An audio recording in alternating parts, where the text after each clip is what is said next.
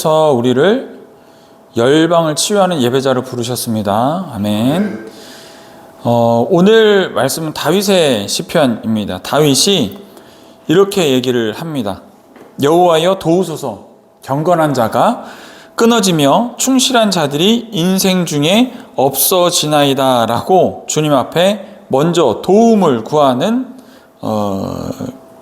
고백을 합니다. 근데 이 말씀을 보면 중간중간에 이 어려움 가운데 있지만 하나님께서 어떻게 믿는 자들을 보호하시고 어떻게 믿는 자들을 그 자리로 부르셔서 인도하시는지 그 수준과 그 경지가 나옵니다. 현실은 마치 이 시편만 보면 주변에 말하는 사람들이 온통 거짓말을 하고 속이는 말을 하고 아첨하는 말을 하는 것 같지만 그 가운데서 믿는 자에게 주시는 하나님의 말하자면 포지션이죠. 하나 믿는 자의 포지션과 믿는 자가 할 일과 믿는 자가 감당해야 될 일을 이 말씀에 이야기하고 있습니다. 그러면 우리의 자리는 다시 한번 이 말씀 가운데 비춰볼 때 막 사람들이 주변에서 아첨하고 거짓말하고 힘든 말만 하고 어려운 말만 하면서 당하는 사람의 모습에 우리가 자리인지 그 안에서 그냥 위로받으면서 주님께서 우리를 도와주시지 보호해 주시해서 끝나는 건지 아니면 이 말씀 가운데 주님께서 보호하시는 이유를 발견하고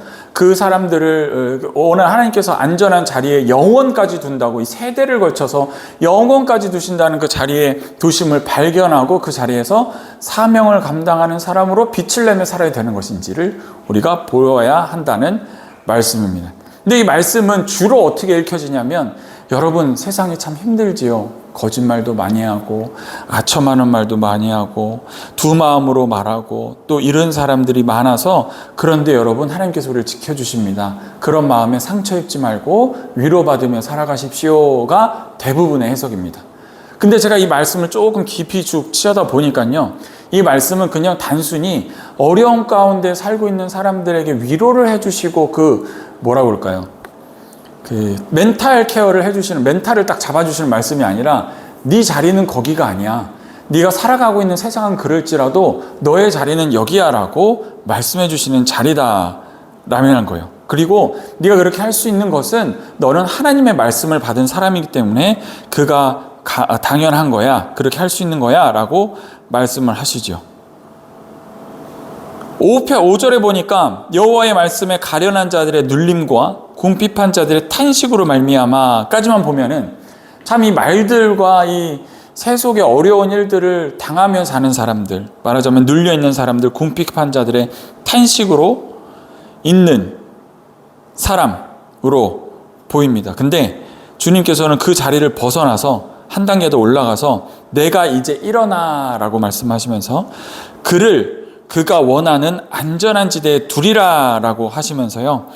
6절에 여호와의 말씀은 순결하며 흑도가니에 7번 단련한 은같도다. 이 순결하고 강한 이 말씀이 너에게 있다. 그래서 여호와께서 그들을 지키셔서 이 세대로부터 영원까지 그를 보존하게 하신다라는 엄청난 지경과 경지의 말씀까지 있습니다.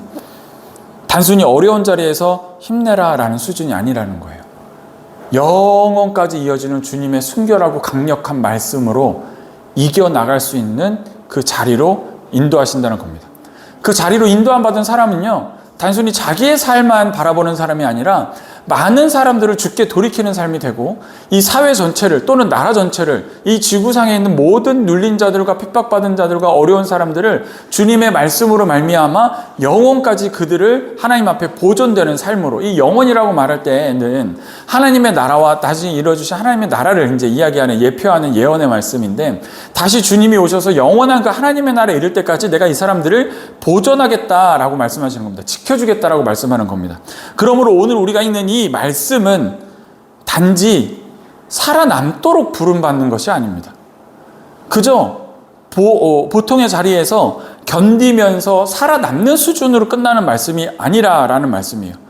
우리는 그래서 이 세상과 열방을 치유하는 예배자로 부르셨다는 것이 아주 함축적인 의미입니다. 우리는 세상과 열방을 살리도록 부름받았습니다. 단순히 살아남는, 생존을 하는 이 어렵고 힘든 세상 가운데 얼마나 힘듭니까? 날마다 우리가 해결해야 할 일들 투성이고 어렵게 이겨나가야 되는 투성인데, 이런 것들을 단순히 견뎌내며 살아남는 사람으로 부른 것이 아니라 세상과 열방을 향하여 살리는 사람으로 부르셨다라는 겁니다. 우리가 단순히 살아남으려면 그저 응 하고 버티는 힘만 있으면 됩니다. 그러나 다른 사람을 살리려면 우리 손에 많은 것이 주어져야 됩니다. 하나님의 나라를 유업으로 받을, 썩지 않을 것을 받을 그런 썩지 않을 사람들이 되어야 하고, 그 가운데는 여러 가지 하나님께서 주시는 이 세상의 도구들을 통하여 많은 사람들을 살리게 되는 것이죠. 그게 나의 재능이 될 수도 있고, 교회라는 조직이 될 수도 있고, 선교 공동체가 될 수도 있고, 하나님이 나에게 주시는 물질 권세일 수도 있습니다. 그걸 가지고 살리도록 부름받은 사람들이기 때문에 우리는 그것들을 주님께 달라고 말씀드릴 수가 있습니다. 우리의 가정을, 또 교회를, 한 도시를, 한 나라를, 그런 나라들을 연결하는 열방을 살리는 사람으로 나는 너희를 불렀다라고 이야기하는 것이 오늘 말씀에 우리가 채워야 할 자리의 지경입니다. 주님께서는 5편에 12편 5절에 뭐라고 말씀하시냐면, 내가 이제 일어나리라 라고 말씀을 하십니다. 여러분, 신이십니다. 신. 이 세상을 만드신 분이 내가 이제 일어나겠다라고 말씀을 하시는 거예요. 보시면 우리가 어릴 때를 생각해 보면, 내가 막 안 되는 것을 끙끙거리고 있을 때 저기 부모님이 이제 일어나셔서 날 쳐다보는 것만 해도 이제 마음이 다 놓입니다.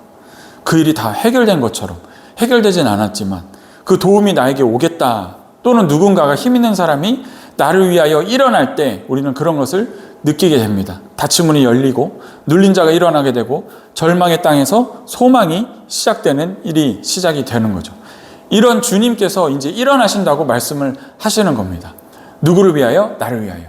그런 삶의 모습을 가지고 단순히 살아남는 지경에 있는 사람이 아니라 다른 사람을 살리겠다라고, 많은 사람을 돕겠다고 결단하고 나아가는 사람에게 주님께서는 내가 이제 일어나서 너와 함께 하겠다. 너의 자리를 내가 영원까지 보존하겠다. 너를 네가 원하는 자리로 내가 옮겨주겠다고 오늘 말씀을 하시는 거예요. 그가 원하는 안전한 지대에 두리라 하시고서는 이 세대로부터 영원까지 그 자리를 보존하시겠다고 해요. 근데 이게 우리가 원하는 자리가 아닙니다. 주관할 자는 누구시죠? 하나님이십니다. 우리가 진짜 원함에 대해서 잘 또 알아야 됩니다. 이 말씀에서. 여기 말씀을 보니까 마치 그가 그를 원하는 안전한 지대에 두리라 하시니까 우리는 우리 생각에 우리가 안전할 수 있는 자리를 떠올리지만 그 자리가 아닙니다. 언제나 성경 말씀은 내 시각에서 바라보는 게 아니라 하나님의 시각에서 봐야 되거든요. 하나님이 보시기에 내가 맡긴 일을 누구에게도 공격받지 아니하고 안전하게 잘 수행할 수 있는 그 자리를 말씀하시는 겁니다. 그러니까 주님께서 나를 온 세계 열방에 눌린 자들, 다친 자들, 어려운 자들을 도울 수 있는 그 안전한 자리에 두신다라는 말씀이에요. 그리고 그 자리를 영원까지 세대로부터 세대가 세대로 이어지도록 지켜주신다라는 말씀입니다. 아멘으로 받으시고 그 자리까지 초청받으시는 여러분 되시길 예수님을 축복합니다. 우리가 그런 자리로 인도함 받는 겁니다. 아까 이 말씀의 보통의 해석을 말씀드렸죠. 그저 어려운 세상 가운데 말들이 많고 서로를 거짓으로 얘기하고 그런 어려운 가운데 눌려있는 자들, 그 수준이 아니라 그 수준보다 훨씬 더 높은 지경으로 하나님께서 부르신다는 거예요. 내가 바라보는 안전한 지대가 아니라 주님께서 주님의 일을 맡기기에 안전한 자리, 그 누구도 해치 못하며 그 누구도 그 권위를 뺏을 수 없고 그 가진 것을 누구도 뺏을 수 없는 그런 든든한 안전한 자리에 세대를 이어서 보존을 한다고 주님께서 말씀을 해주십니다. 우리의 세상 아니라 주님께서 만드신 세상 밖으로 보내시는 일입니다. 우리는 하나님께서 우리를 그 자리를요, 세상으로부터 피하게 해주시는 게 아니라 세상 안에서 견딜 수 있게 해주시는 겁니다. 세상 속에서 안전한 자리를 만들어 주시는 거예요. 이 말씀의 해석을 자꾸 제가 비교를 하는데, 첫 번째 보통의 해석처럼 그저 삶의 자리에서 어렵고 힘든 자리에서 잘 견디게 내가 도와줄게 라고 상상될 때 우리의 생각은 뭐냐면, 내가 어려움이 겪고 있는 자리, 거짓말을 하는 사람들이 있는 자리, 아첨하는 사람들이 있는 자리에서 벗어나서 옮겨주시겠구나 라고 생각할 수가 있거든요. 근데 이것은 원래 지금 전달드리는 이 말씀의 해석과 너무나 다른 차이가 있습니다. 그저 안 좋은 사람들이 있는 자리, 우리는 왜냐하면 일주일 동안 너무 힘들게 살아왔거든요. 아첨하는 사람들 사이에 있었고 거짓말하는 사람들 사이에 있었고 두 마음을 품은 사람들 사이에 있었습니다. 우리가 그 마음을 가지고 그 지경에서 이 마음을 이 하나님의 말씀을 해석하면 그저 단순히 내가 겪었던 그 자리에서 나를 옮겨주시겠구나, 힘든 자리를 그냥 옮겨주시겠구나, 이게 답니다. 근데 하나님께서는 그게 아니라 그 사람들을 변화시킬 수 있는 그 안전하게 너를 그 자리로 만드신다라는 완전히 세상을 변혁시키는 말씀인 거죠. 요한복음 17장 15절에는 주님께서 제자들을 두고 기도하실 때 이렇게 하십니다. 내가 저 사람들을 세상으로 보낼 때 그 사람들을 보내는 이유가 다만 악에 빠지지 않게 보존하시기를 위함이니이다 라고 말씀하시는 게 뭐냐면, 내가 그 자리에서 단순히 그 자리에서 견뎌내는 나쁜 사람들과 물들지 않고 살아가는 사람으로 만든 것이 아니다라는 말씀이에요. 우리가 거룩함이라고 생각할 때는 뭘 얘기합니까? 자꾸 탈출을 생각합니다. 출구를 생각합니다. 근데 이건 잘못된 거룩함이에요. 거룩함은 그 자리에서 구별된 사람으로 살아간 것이 거룩함입니다. 다른 사람으로 살아가는 것, 주께서 주시는 은혜와 주님께서 주시는 생각과 마음과 은혜와 능력으로 살아가는 사람이 거룩한 사람입니다. 마치 거룩하다 그러면 교회에 나와 있는 사람, 예배를 잘 드리는 사람, 봉사에 빠지지 않고 참여하는 사람을 생각하는데 그게 아니라는 거죠. 현대 교회의 신학은 그런 교회 조직을 유지하기 위한 거룩함의 신학으로 바뀌어 있습니다. 그러나 우리는 세상 가운데 파송받은 사람이고, 우리가 일주일에 시간이 몇 시간입니까? 24시간이 7번입니다. 그 중에 딱 1시간 예배 드립니다. 1시간만 거룩하고 나머지 시간은 어떡할 건데요? 일반 해석대로 하자면 1시간 동안 하나님의 말씀으로 다시 힘입어서 우리는 그 자리로 나아가서 나머지 시간들을 거룩하게 살아가야 되는 겁니다. 근데 그렇게 되면 구별됐다 하면 그 사람들을 배척하는 것이 아니라 그 사람을 하나님의 마음으로 물들이는 것, 하나님의 능력으로 그 사람들에게 하나님의 살아계심을 보여주는 것, 이게 바로 하나님의 일이 시작되는 현장이죠. 하나님의 일은 세상을 벗어난 교회에서 일어나는 것이 아니라 교회에서 파송된 세상에서 일어난 자라는 것입니다. 그런 것이라는 거죠.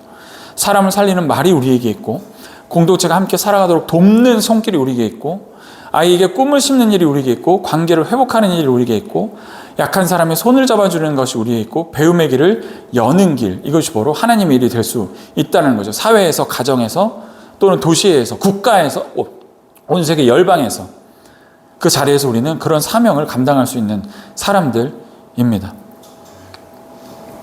오늘 이 말씀의 지경이 조금 이해되십니까? 바로 이런 지경입니다. 여호와여 도우소서라고 하는 말씀은 도와주세요. 제가 너무 힘듭니다. 악인 가운데 살아가고 있습니다. 나를 이쪽에서 탈출하게 해주세요 라고 이야기하는 그 도우소서가 아닙니다.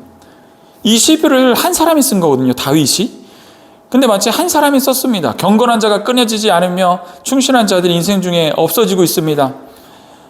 경건한 자가 끊어지고 있으며 충실한 자들이 인생 중에 없어지고 있습니다. 그들이 다 죽어갑니다.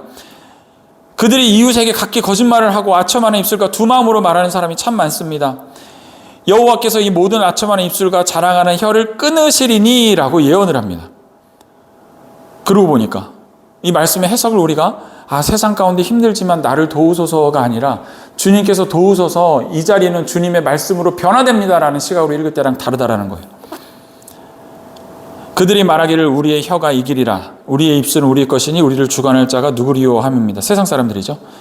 근데 여호와 말씀에 가련한 자들의 눌림과 공핍한 자들의 탄식으로 말미암아 내가 이제 일어나 그를 그가 원하는 안전한 지대에 두리라 하시도다 라고 주께서 말씀하신다는 거죠. 여호와의 말씀은 순결하여 흙 도가니에 7번 단련한 은 같습니다. 여호와의 그들을 지키사, 주님의 사람들을 지키사 이 세대로부터 영원 세대까지 보존하실 것입니다. 하십니다. 비열함의 인생 중에 높임을 받는 때에 악인들이 곳곳에서 날뛰고 있습니다 라며 이 세상이 악함을 이야기하고 있지만, 결국 그가 말하고 싶은 건 이 세상이 악하니 나를 도와주십시오가 아니라 주께서 도와주시옵소서 라고 말하며 주께서 일어나십니다, 주께서 그 사람들을 보존하십니다 라고 하는 강함의 선포에 대한 말씀이라는 거죠. 이 말씀이 바로 이 시편 15편의 올바른 해석입니다. 주님께서는 이렇게 탄식하는 자의 기도를 들으십니다. 포로된 자에게 자유를 주시고 우리를 그를 자유를 전하는 사람으로 보내시는 분이 바로 우리 주님이십니다. 우리는 삶의 자리에서 그렇게 할 수 있습니다. 특별히 우리 하늘빛교회 하나님께 주신 사명 여러 가지 중에 해내는 일들이 여러 가지가 있습니다.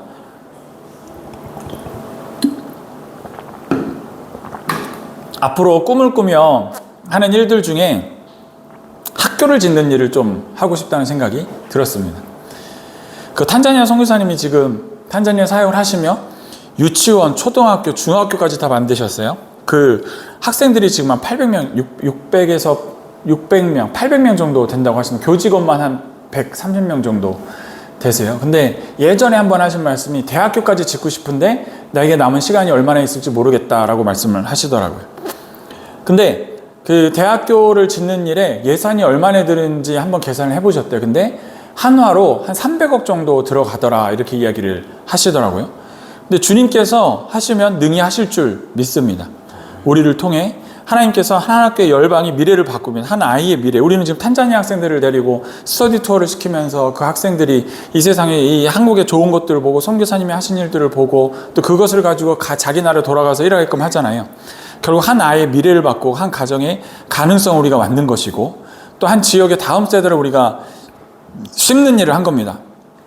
그리고 한 나라의 지도자가 되어서 그 돈이 비록 우리로부터 나갈지 안 나갈지 모르지만 그 나라의 많은 자원들을 활용해서 하나님의 나라를 위한 학교를 세우는 일, 그런 일을 할 수 있더라라는 겁니다. 근데 이런 일이 어떻게 이루어지느냐? 우리가 당장 그런 일들이 없고 그런 재원이 없고 그런 자원이 없는데 주님께서는 어떤 사람을 쓰시느냐라고 제가 반복돼서 말씀드리지만 주님께서는 예배자를 쓰십니다.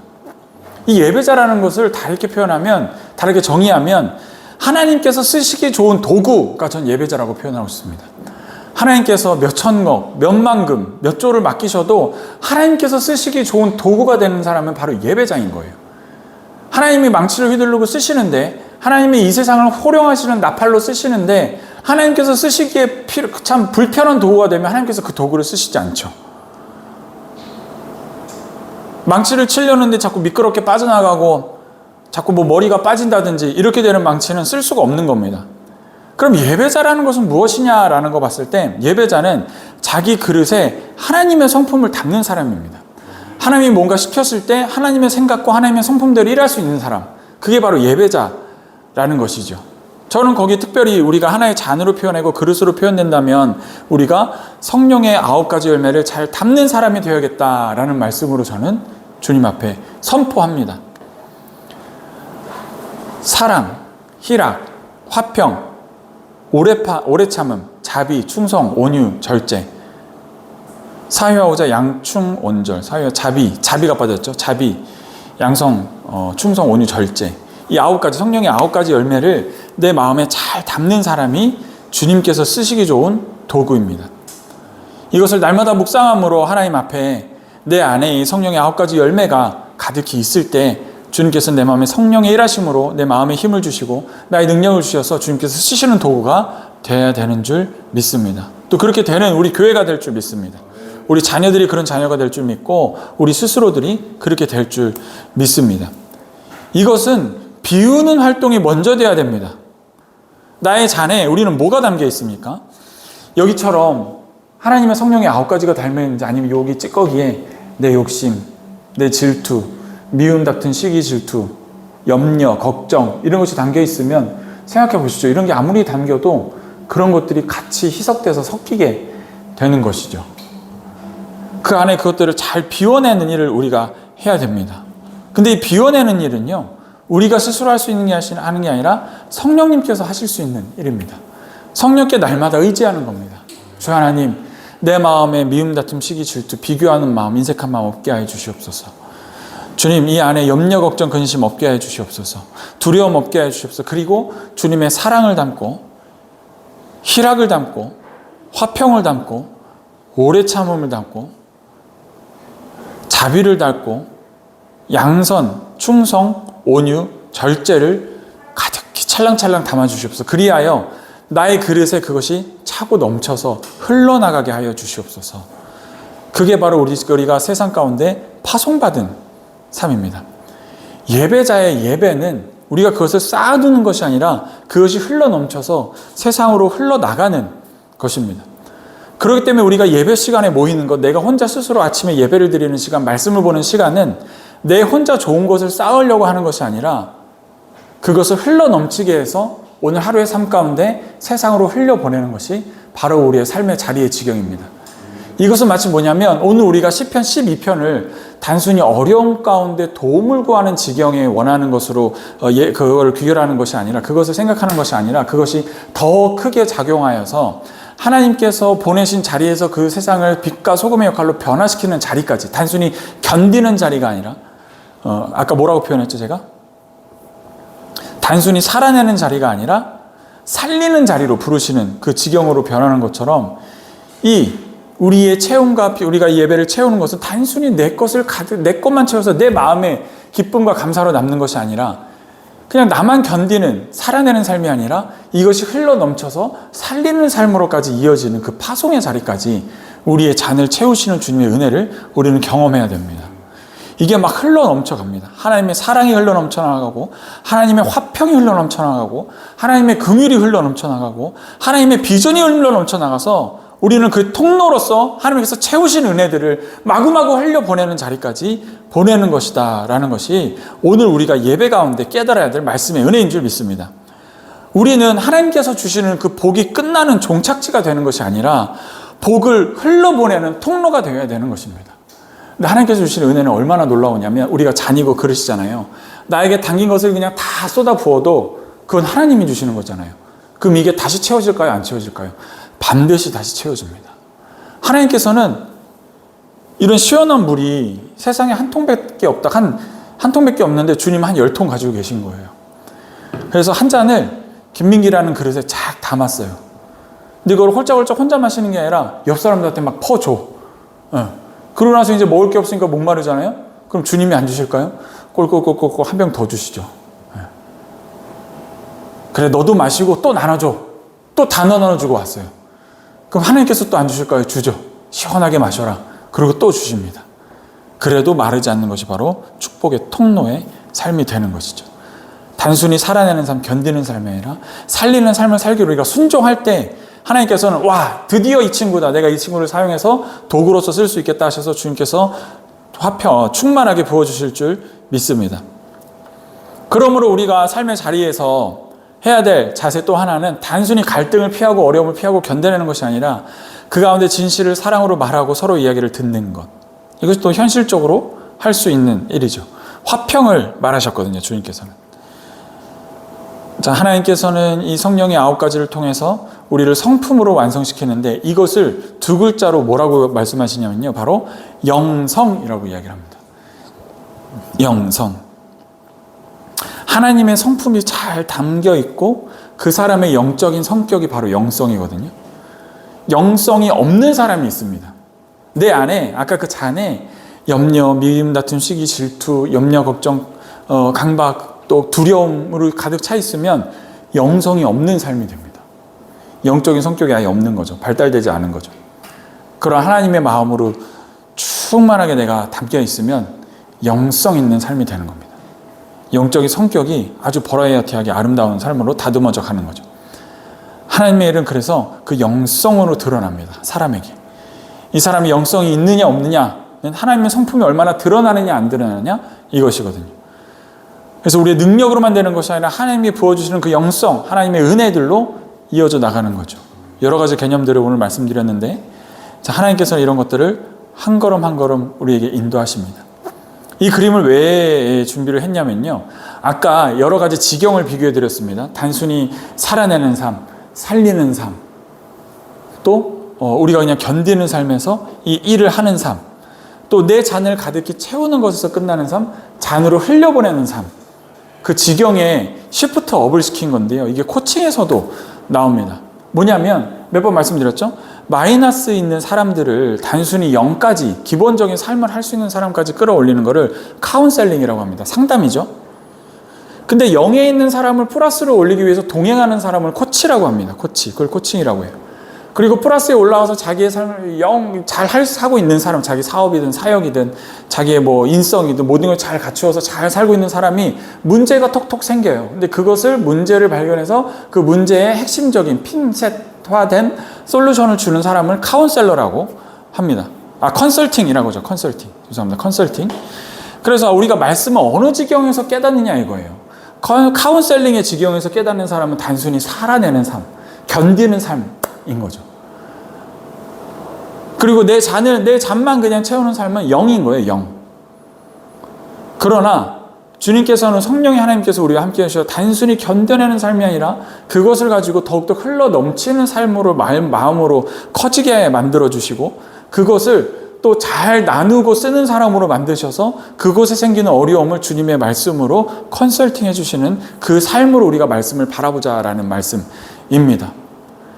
하나님만 큰 비전만 던져놓고 떠나시는 분이 아니라 카운셀링의 자리에 있는 사람, 마이너스에 있는 사람을 코치의 자리에 0까지 올려놓으셔서 우리와 동행해 주심으로 우리를 컨설팅을 하시는 그런 주님이라는 말씀이지요.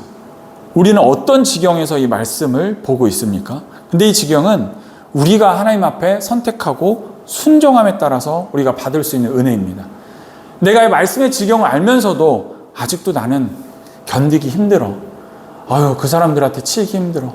같이 살기 힘들어가 있는 것이 아니라 내가 무엇을 할 수 있다가 아니라 우리는 믿음을 선포하는 거예요.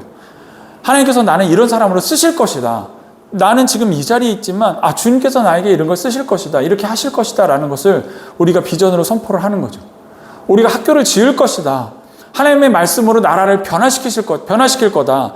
수많은 영혼을 주님 앞에 오게 할 것이다. 이 세상에 눌린 사람들은 눌린 국가를 해방시킬 것이다 라는 것까지 있는 거예요. 지금 공산국가들이 많이 있습니다. 우리가 북한을 두고 기도할 때도 내가 어떻게 북한을 바꿔 주님께서 나를 통해서 북한을 변화시킬 수 있는 거죠. 중국의 그 시진핑 공산당. 그럼 중국에 눌려있는 그것을 우리가 어떻게 바꿔? 아니죠. 우리가 그런 일을 할 수 있는 사람이 되는 겁니다. 주님께서는 그렇게 우리를 부르셨습니다. 그게 우리가 할 일입니다. 제가 그것을 순종하겠습니다. 그렇게 바라보고 살아가는 겁니다. 제가 얼마 전에 읽은 책 중에 2배 성장보다 10배 성장이 있다. 10배 마인드 세팅이라는 책이 있어요. 그러니까 이 책에서 말하는 것도 비슷합니다. 내가 사업을 두고 생각할 때도 내가 2배 성장을 고민하면 나는 2배 성장할 수 있는 사람밖에 끝이지 않아요. 근데 나는 10배 성장할 수 있어. 세상엔 내가 10배 성장할 수 있는 게 뭐가 있지라고 생각하는 순간 10배 성장할 수 있는 것에 관심이 꽂히더라고요. 내가 10배, 저거면 10배 성장할 수 있다라고 그것을 쫓아가고 알아보게 되더라고요. 근데 단순히 여기서 내가 2배 성장해야겠다라고 생각하고 있으면 10배 성장할 수 있는 기회가 지나가도 우리는 그걸 잡을 수가 없습니다. 사랑하는 여러분, 주님 앞에 우리가 탄자니아든 중국이든 눌린 자를 해방하고 그 사람들을 변화시키고 나라를 변화시키겠다라고 생각을 하면 우리가 단순히 교회에 한 사람 전도해야지라고 생각했을 때 바라보는 세상과 이 세상을 변화시켜야지 주님의 말씀으로 해방해야지라고 생각했을 때 우리에게 어떤 것이 또 기회로 보여지겠냐라는 거죠. 우리는 그런 일을 맡은 사람들입니다. 우리 작은 교회 아닙니다. 우리 작은 사람들 아닙니다. 하나님께서는 이 순종의 마음에서 하나님께서 일으키십니다. 오늘 우리 말씀에는 주께서 일어나신다라고 말씀을 하십니다. 내가 이제 일어나리라고 말씀을 하십니다. 그가 원하는 안전한 지대에 두겠다라고 말씀하시고 여호와께서 그들을 지켜주셔서 그들이 누구냐면 바로 우리입니다. 여호와께서 우리를 지켜주셔서 이 세대로부터 영원까지 이 일을 하기 위해 보존하여 주신다고 말씀해 주시는 겁니다. 말씀을 보고 기도를 하는 우리에게 이제 우리가 일어나 나아갈 자리입니다. 나의 삶과 재정과 은사를 주님께 내어드리고 주님께서 그것을 쓰시는 물질로 쓰게 하여 주시옵소서. 우리가 받은 은혜가 제 안에 끝나지 않게 하고 흘러넘치게 하여 주시옵소서. 내 안에 화평을 이루고 열방을 치유하는 예배자, 주님의 성품이 가득 담긴 예배자로 사용하여 주시옵소서. 아프리카든 어디든 배우고 꿈꾸는 일에 저를 사용하여 주시옵소서 라고 말씀하십니다. 일어나신 주님이 일어나서 그냥 혼자 가버리실까요? 아닙니다. 일어나신 주님은 이제 나와 함께 가자. 내가 일어났다. 내 손 잡아라 라고 말씀을 하십니다. 그 손을 잡고 우리가 주님 앞에 순종으로 나아가는 모두가 되시기를 주님의 이름으로 축복합니다. 아멘. 기도하겠습니다. 할렐루야. 하나님 감사합니다. 오늘 말씀의 해석의 지경을 올려둡니다. 우리의 삶의 지경에서 이것을 바라보는 것이 아니라 하나님께서 이 세상을 바라보시는 그 지경, 주님께서 하실 수 있는 일의 지경으로 이 말씀을 해석하게 하여 주시옵소서. 그래야 우리가 할 수 있는 일도 하나님께서 하시는 그 일의 지경이 되게 하여 주시고 특별히 우리가 그 일을 위하여 쓰임받고 싶다는 마음을 가지고 간절히 구하오니 우리가 주님께서 쓰기 좋은 도구가 되게 하여 주시옵소서. 예배자가 되게 하여 주시옵소서. 그래야 하나님의 성품과 하나님의 은혜가 가득 담긴 잔 되게 하여 주셔서 그것이 차고 흘러 넘쳐 세상을 향하여 흘러보니기에 끊임없는 야곱의 우물과 같은 사람들이 될 수 있도록 인도하여 주시옵소서. 감사드리며 축복하며 예수님 이름으로 기도드립니다. 아멘.